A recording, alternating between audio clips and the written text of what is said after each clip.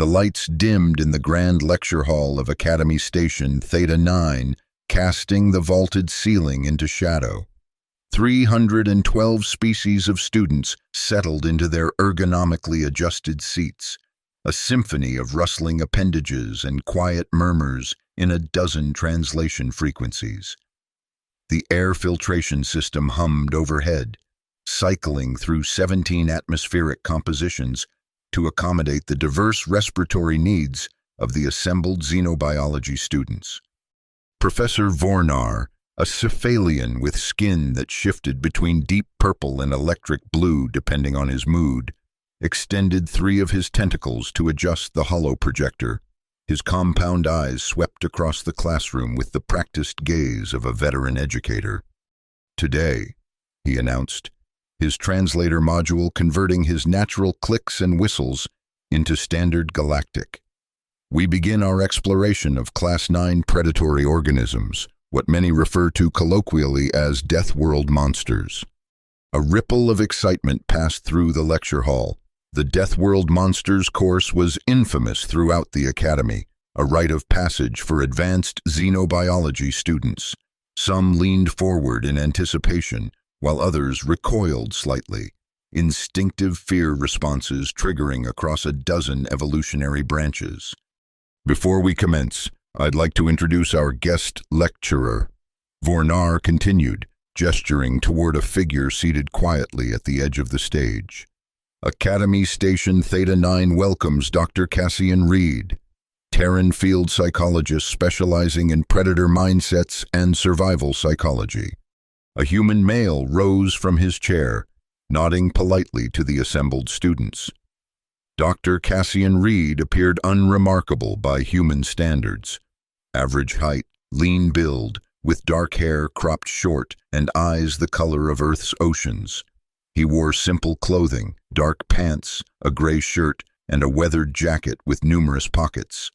A battered leather satchel hung at his side, its strap wound with strips of emergency tape. A dented metal coffee mug was secured to a thermos with more of the same tape. "Thank you for having me," Cassian said, his voice calm and measured. "I look forward to sharing some insights from the human perspective on predatory psychology." Several students exchanged glances. Humans were a relatively new addition to the galactic consortium, and many species still regarded them with a mixture of fascination and unease. Earth was classified as a Class 8 Deathworld, not quite at the apex of environmental hostility, but dangerous enough that its native species had evolved remarkable adaptations for survival. As Cassian resumed his seat, Professor Vornar initiated the presentation sequence. The central holographic projector hummed to life, casting a blue glow across the chamber. The professor's voice took on a more formal cadence as he began the lecture.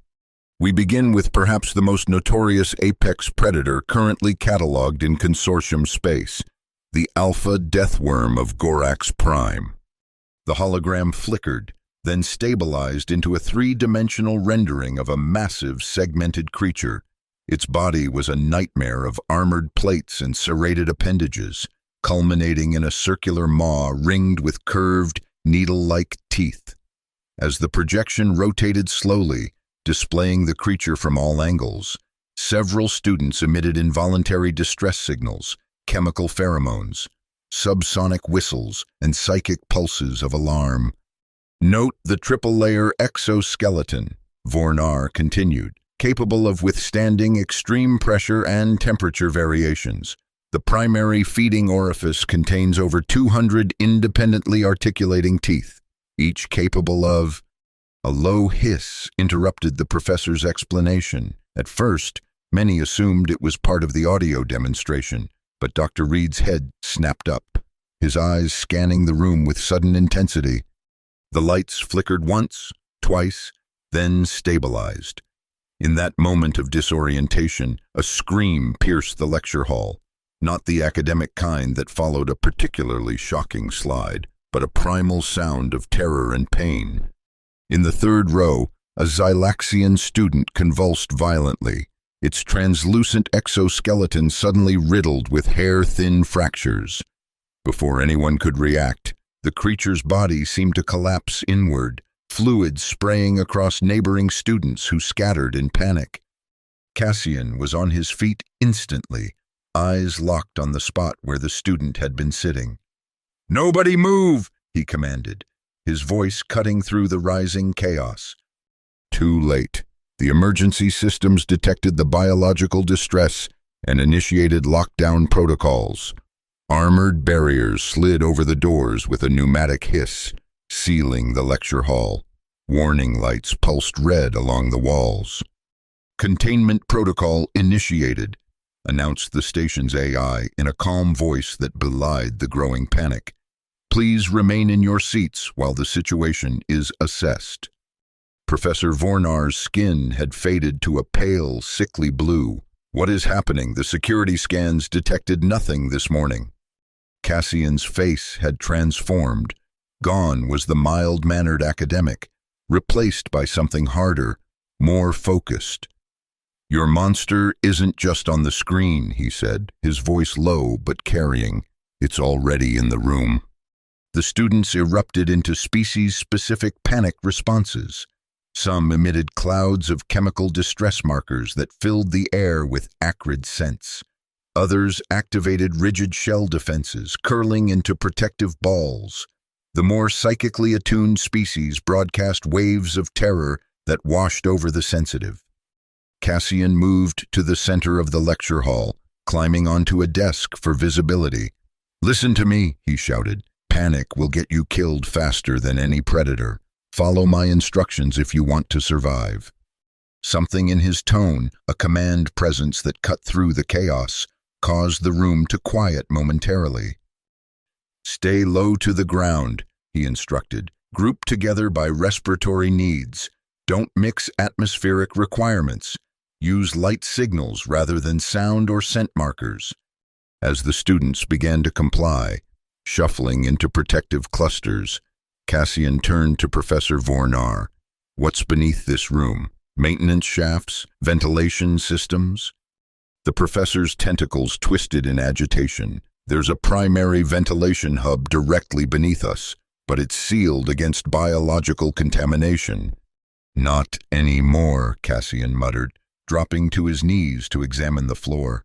His fingers traced along a seam that shouldn't have been there, a perfect circle cut into the composite material.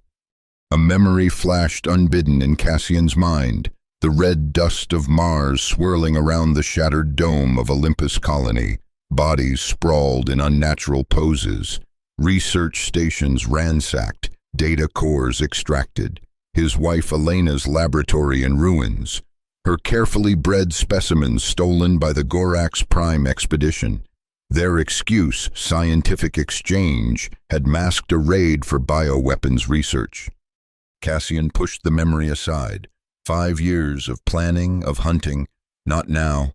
Focus on survival first. "Professor," he said, keeping his voice steady, "how many variations of the alpha deathworm were in your research database?"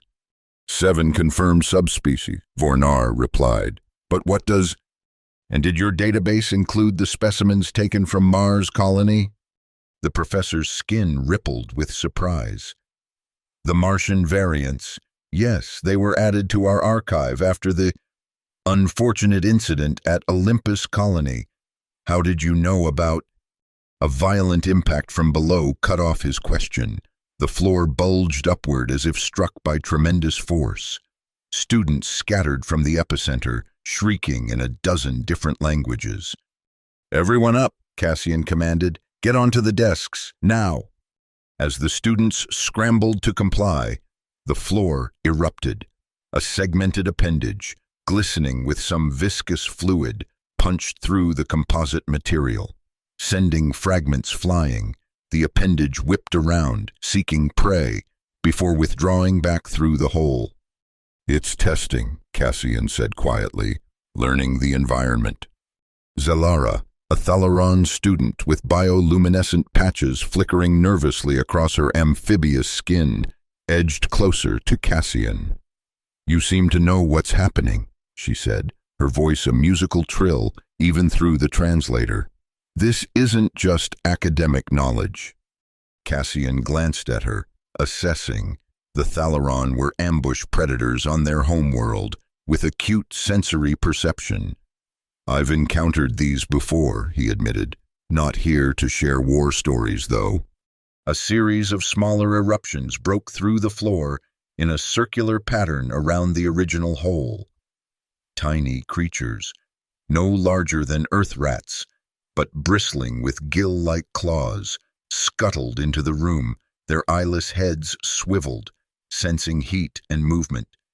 Scuttlers, Cassian identified, scout organisms. They prepare the environment for the primary predator. A nervous laugh escaped him. At least they're not grading papers. The dark humor seemed to surprise Zalara, but she nodded. How do we deal with them? We don't, Cassian replied, reaching into his satchel.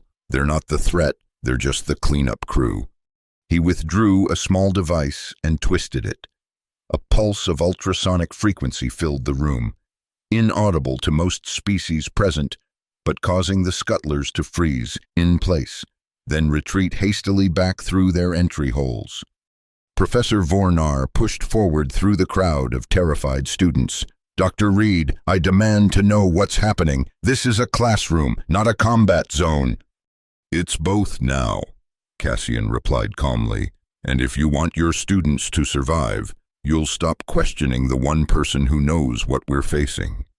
A massive Batarian in security uniform stepped between them. Brother Sergeant Kalthar, the station's head of security who had been auditing the course, loomed over both men. His 4 eyes blinked in sequence, a sign of agitation in his species.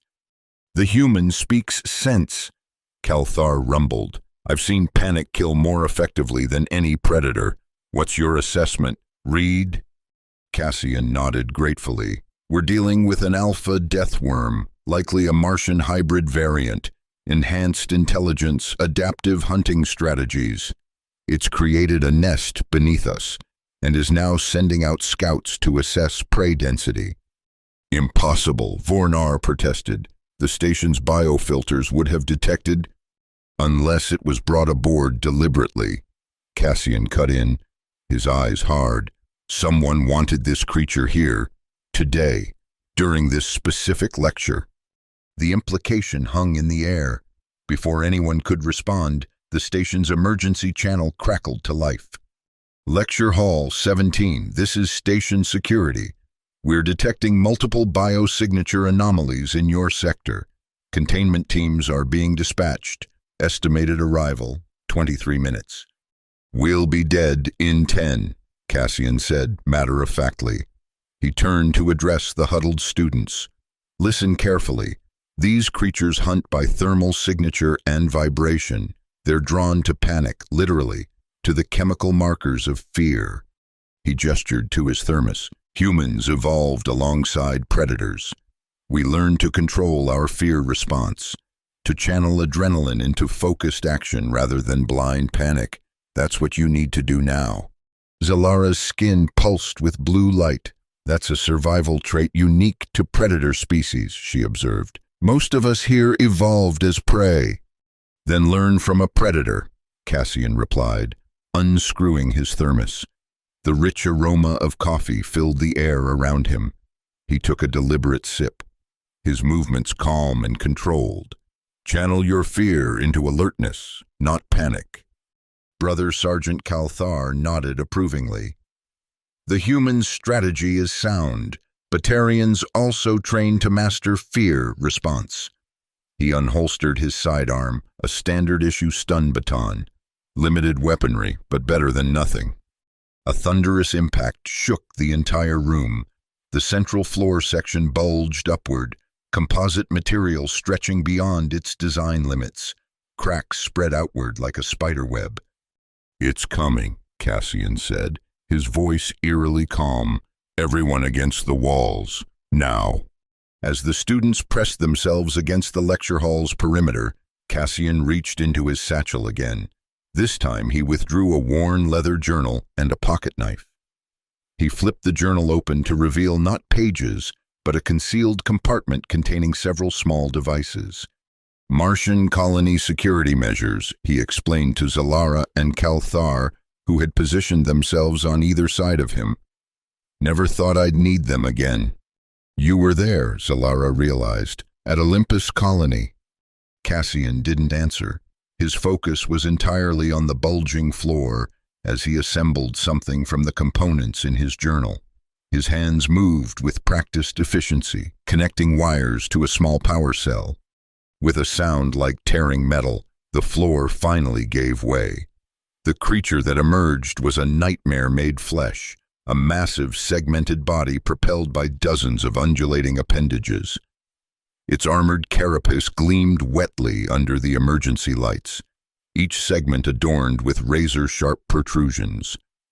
At the front, a circular maw opened to reveal row upon row of teeth, rotating in opposite directions like some hellish grinding mechanism.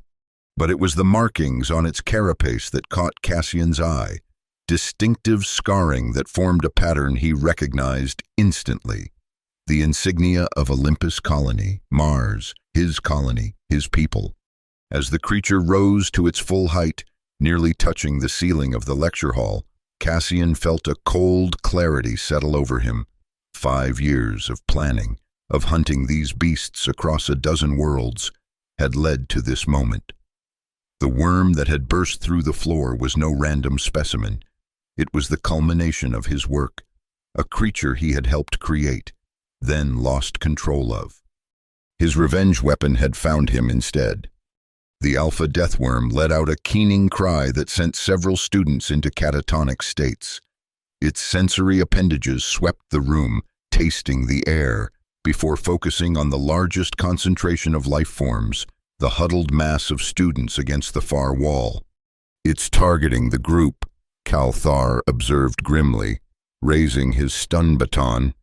No, Cassian corrected, eyes never leaving the creature. It's hurting them. Watch the secondary appendages. They're positioning for a flanking maneuver. True to his prediction, smaller limbs extended from the worm's midsection, scuttling across the floor toward the escape routes on either side of the student group. Impressive tactical awareness, Zalara whispered. Most predators don't plan multi-stage attacks.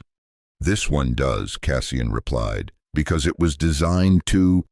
He stepped forward, the device from his journal now assembled into something resembling a small transmitter. The worm's sensory stalks swiveled toward him, quivering with recognition. Hello, old friend, Cassian said softly. You've come a long way from my laboratory. The creature let out another cry, this one different, almost a response. Its massive body coiled, tension visible in every segment. Dr. Reed, Professor Vornar called from his position behind an overturned desk. What are you doing? What I came here to do, Cassian replied, never taking his eyes off the worm. End this. He raised the device and pressed a sequence of buttons. A high-pitched tone emanated from it, inaudible to most species present, but clearly detectable to the worm, which recoiled violently, slamming into the lecture podium and shattering it. Genetic recognition frequency, Cassian explained to Zalara and Kalthar. It knows who created it. The worm recovered quickly, however, its adaptive intelligence overriding the programmed response. It surged forward with terrifying speed, aiming directly for Cassian. Move, Kalthar shouted, shoving Cassian aside just as a barbed appendage slashed through the space where he had stood. The three of them scattered, diving behind different pieces of furniture as the worm crashed into the spot they had occupied. Its massive body writhed in frustration, knocking over desks and chairs. It's too intelligent, Cassian called out. The control frequency should have subdued it. Adaptation, Zalara replied, her bioluminescent patches pulsing rapidly. If it's been free for years, it's evolved beyond your programming. The worm turned toward her voice, sensory stalks zeroing in on the light patterns on her skin. With frightening precision, it launched itself toward her hiding place. "Distract it," Cassian shouted to Kalthar. "Give me 2 minutes." The Batarian security officer nodded grimly. He stepped out into the open, firing his stun baton at the creature. The electrical discharge crackled across the worm's carapace, barely singeing it but successfully drawing its attention. As the worm turned to face this new threat, Cassian worked frantically, modifying his device. His fingers moved with the precision of long practice, connecting components from his satchel to create something new. "What are you building?" Zalara asked, crouching beside him. "Targeted electromagnetic pulse," Cassian answered without looking up.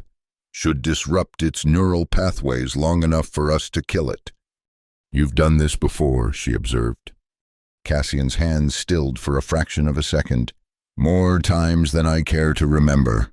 Across the room, Kalthar was engaged in a deadly dance with the worm, using his military training to stay just beyond the reach of its striking appendages while keeping its attention focused on him. But the creature was learning, its movements becoming more precise with each attack. "It's adapting to his patterns," Zalara noted with professional admiration despite their dire circumstances. "Remarkable learning curve." "Too remarkable," Cassian muttered. "This isn't just a Martian variant. It's been enhanced beyond anything I've encountered." As he connected the final component, a therium power cell that glowed with unstable energy, the worm suddenly changed tactics. Instead of pursuing Kalthar, it reared back and spat a stream of viscous fluid toward the holographic projector at the center of the room. The fluid hissed on contact, corroding through the equipment with alarming speed. The projector sparked and exploded, showering the room with burning fragments. "Acid attack," Cassian identified. "It's trying to flush us out with secondary threats." As if confirming his assessment, the worm began systematically spraying acid at key points around the room: the environmental controls, the lighting panels, the remaining technology. Each hit caused cascading failures, filling the air with smoke and sparks. "Smart," Zalara commented, creating chaotic conditions that favor its sensory advantages over ours. The room was rapidly becoming a hellscape of failing systems, toxic smoke, and spreading fires. The huddled students were coughing and choking, their various respiratory systems struggling with the contaminated air. "We're out of time," Cassian said, finishing his device. "This is an untested prototype, no guarantees it works." The lights failed completely, plunging the lecture hall into darkness, broken only by emergency strips along the floor and the flames of burning equipment. In the near darkness, the worm seemed even more terrifying, a writhing shadow with glinting teeth and appendages. "I need to get close," Cassian said, checking the charge on his device. The therium cell pulsed with unstable energy. "The pulse has limited range." Kalthar rejoined them, his uniform torn and stained with what appeared to be his own blood. "The creature is between us and the students," he reported. "It's positioned itself to cut off any rescue attempt." "We need a diversion," Cassian decided. "Something to draw it away long enough for me to get within range." Zalara's skin suddenly pulsed with brilliant light, patterns shifting rapidly across her amphibious form. "My species evolved as both predator and prey," she said. "Our light patterns can mimic the neural signatures of various creatures." "You'll be exposing yourself," Cassian warned. "Better than watching more students die," she replied simply. Before either man could protest further, Zalara darted out into the open space. Her entire body became a canvas of light, complex patterns swirling and pulsing in hypnotic sequences. The bioluminescence was so intense it lit up the entire lecture hall. The worm's sensory stalks quivered with interest. It turned from the student group, drawn irresistibly to this new, fascinating stimulus. As Zalara continued her light display, moving gradually toward the far side of the room, The creature followed, its massive body slithering after her. "Now's our chance," Calthar urged. Cassian nodded, but hesitated. The worm bore the scars of his work, the insignia of the colony he had tried to protect, the genetic markers he had carefully cultivated. In pursuing vengeance against the creatures that had destroyed his home, had he become something worse? 5 years of hunting, of obsession, for what? The worm suddenly lunged at Zalara, moving faster than seemed possible for something so large. She darted aside, but one of its barbed appendages caught her, slashing across her torso. She cried out, her light display faltering as she collapsed. The cry snapped Cassian back to the present. Whatever his past sins, whatever his role in creating this monster, innocent lives were at stake now. He couldn't hesitate. With the worm distracted by Zalara, Cassian sprinted across the debris-strewn floor. The device in his hand hummed with power, the unstable therium cell growing hot against his palm. "Hey," he shouted as he approached, "remember me?" The worm whirled with surprising grace, its sensory stalks focusing on him. There was something almost like recognition in the way it oriented itself, predator to predator. Cassian raised the device, finger poised over the activation switch. "This ends now." The worm struck with lightning speed, its maw opening wide to engulf him. Cassian dove aside, rolling across broken furniture. The creature's jaws snapped shut on empty air, but one of its secondary appendages caught his leg, dragging him back. Pain lanced through his calf as barbed protrusions tore through fabric and flesh. Cassian gritted his teeth, fighting to maintain his grip on the device as he was pulled toward the creature's waiting maw. With a desperate lunge, he slammed the device against the worm's primary sensory cluster and pressed the activation switch. For a moment, nothing happened. Then the therium cell pulsed once, twice, before releasing its energy in a targeted electromagnetic wave. Blue-white light coursed across the worm's body, causing its segments to contract violently. The creature released Cassian, its entire form convulsing as the pulse disrupted its neural pathways. It thrashed wildly, crashing into walls and overturned furniture. Acid sprayed in random directions as it lost control of its biological weapons. Cassian dragged himself away from the thrashing monster, leaving a trail of blood across the floor. He reached Zalara, who lay motionless, her bioluminescence reduced to a faint, irregular flicker. "Stay with me," he murmured, checking her wounds. The slash across her torso was deep, exposing the complex circulatory system unique to Thalerons. Calthar appeared beside them, his massive form blocking the view of the still convulsing worm. "The students?" Cassian asked. "Shaken but alive," the Batarian reported. "The worm never reached their position." "Medical kit," Cassian gasped, feeling lightheaded from his own blood loss. "In my satchel, green compartment." As Calthar retrieved the kit, the worm's convulsions began to subside. Its massive form twitched a few more times before going still, sensory stalks drooping lifelessly. "Is it dead?" Calthar asked, handing Cassian a compact medical kit. "Temporarily paralyzed," Cassian replied, applying a sealing gel to Zalara's wound. "The pulse disrupts neural function without causing permanent damage. I designed it that way." He didn't add that he had originally created the device to capture specimens alive for his research, for his revenge. Some truths were better left unspoken. The emergency channel crackled to life again. "Lecture Hall 17, this is Containment Team Alpha. We've reached your position and are preparing to breach the sealed doors. Please move all personnel away from entry points." A series of mechanical sounds echoed through the room as the emergency locks were overridden. The armored barriers slid back, revealing a team in full hazard gear, weapons raised. "Secure the specimen," Cassian called out weakly, still tending to Zalara. Neural disruptor effect will wear off in approximately 15 minutes.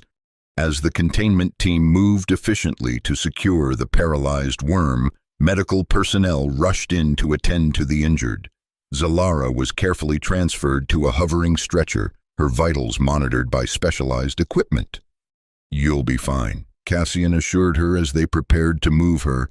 "Thalaron regenerative capabilities are remarkable." Her eyes flickered open, bioluminescent patterns pulsing weakly across her skin. "You knew exactly what that creature was," she said, her voice barely audible. "Why?" Before Cassian could answer, Professor Vornar pushed his way through the crowd, his skin fluctuating between anxiety purple and anger red. "Dr. Reed," he demanded, tentacles writhing in agitation, "I require an immediate explanation. How did an alpha deathworm specimen enter my lecture hall, and how did you happen to have the exact equipment needed to neutralize it?" Cassian looked around at the devastation, the shattered equipment, the acid-scarred floors, the traumatized students being treated for shock and minor injuries. 5 years of hunting, of obsession, had led to this. "I'll explain everything," he said quietly, "but first, let's make sure everyone is safe." Hours later, in the station's high-security conference room, Cassian sat facing a panel of Academy officials. His injured leg had been treated and bandaged. Though he refused stronger painkillers, needing his mind clear, Professor Vornar sat opposite him, flanked by the Academy's security director and chief administrator. Brother Sergeant Kalthar stood at parade rest by the door, apparently having requested to be present for the debriefing. "Let me understand this correctly." The chief administrator, an elderly Viridian with translucent skin that revealed the complex network of blood vessels beneath, began, "You deliberately tracked this creature to Academy Station Theta 9? "Not exactly," Cassian replied. "I've been tracking this particular specimen for 5 years, across 17 systems. Its appearance here was unexpected." "Yet you were prepared," Vornar noted, his skin still pulsing with suspicious hues. Cassian nodded slowly. "I'm always prepared. That's how I've stayed alive."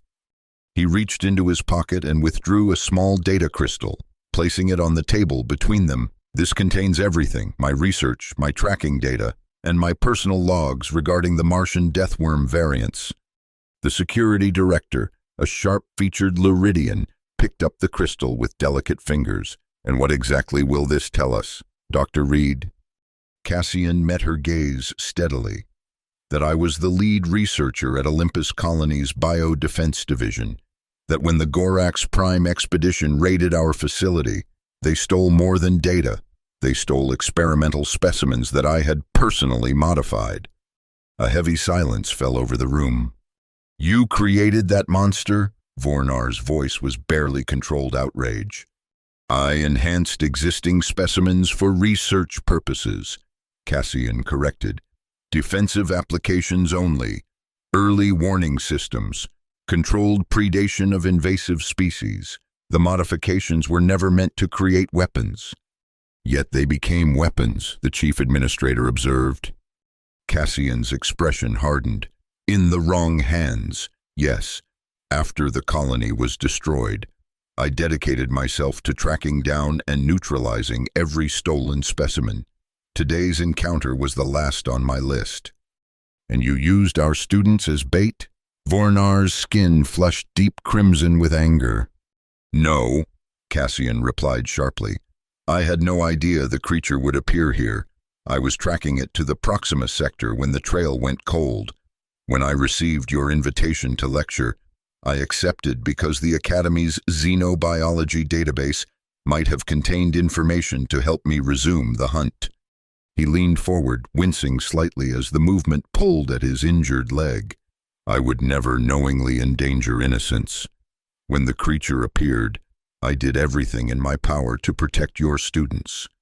The security director inserted the data crystal into a reader, her eyes scanning rapidly as information appeared on her private display. Her expression shifted from suspicion to something more complex. "His account matches the data," she confirmed. "The specimen's genetic markers clearly identify it as originating from the Mars research facility, and Dr. Reed's tracking logs are meticulously documented." The chief administrator's expression remained grave. "Nevertheless, this incident has raised serious questions about security protocols and ethical research practices. 17 students were injured, 1 critically. We cannot simply dismiss this as an unfortunate coincidence." "I'm not asking you to," Cassian said quietly. "I accept full responsibility for my role in creating these enhanced specimens. Whatever sanctions you deem appropriate, I will accept." Brother Sergeant Cal Thar, who had remained silent throughout the exchange, finally spoke. "If I may, administrators, I witnessed Dr. Reed's actions firsthand during the crisis. He placed himself at risk repeatedly to protect others. Whatever his past mistakes, his conduct today was beyond reproach." The security director nodded slowly. "The containment team's report corroborates this assessment. Without Dr. Reed's intervention, casualties would have been significantly higher." The chief administrator studied Cassian thoughtfully. "Perhaps there is a more productive way forward than mere punishment. The incident has exposed critical gaps in our understanding of apex predator psychology and emergency response protocols." Cassian raised an eyebrow, waiting.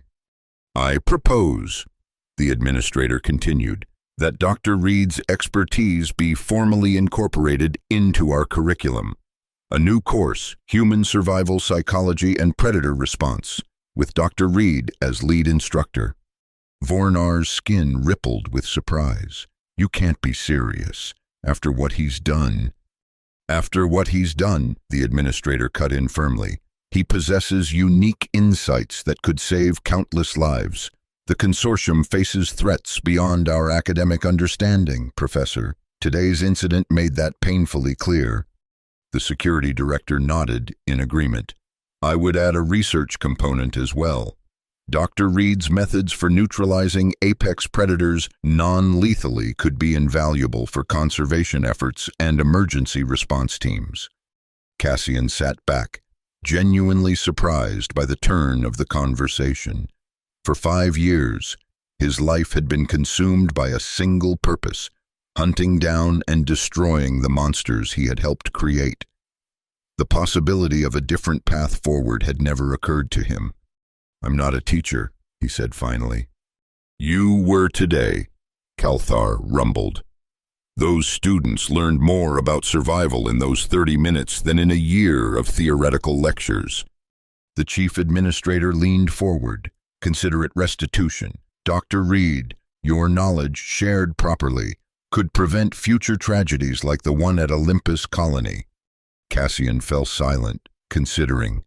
The memory of Zalara's bravery flashed in his mind, how she had risked herself to save others, despite having no connection to them. It stood in stark contrast to his years of solitary vengeance. "What happened to the Thalaron student?" he asked suddenly. "Zalara?"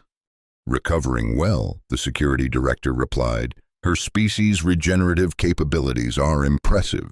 She's already requested to be included in any research initiative you might lead." That decided him. "Very well," Cassian said.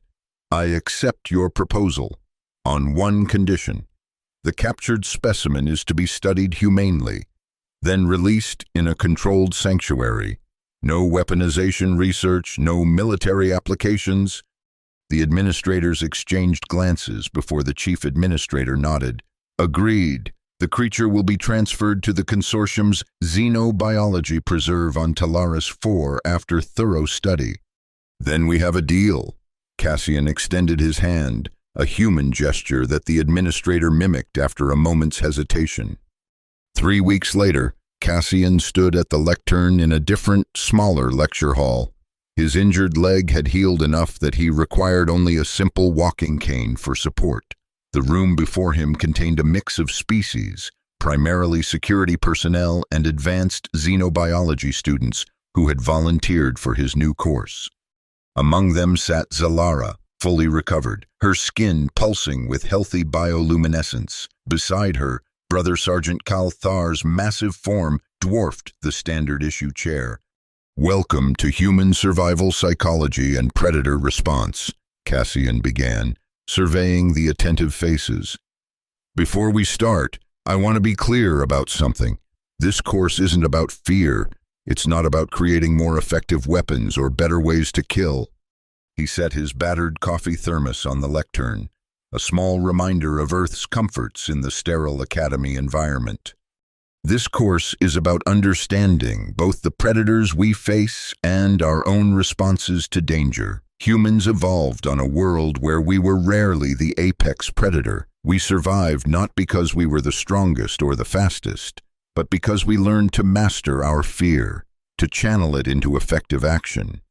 He activated the holographic display, which showed not a terrifying monster, but a simple diagram of various species' neurological responses to threat stimuli. What happened 3 weeks ago was a failure on multiple levels, including mine.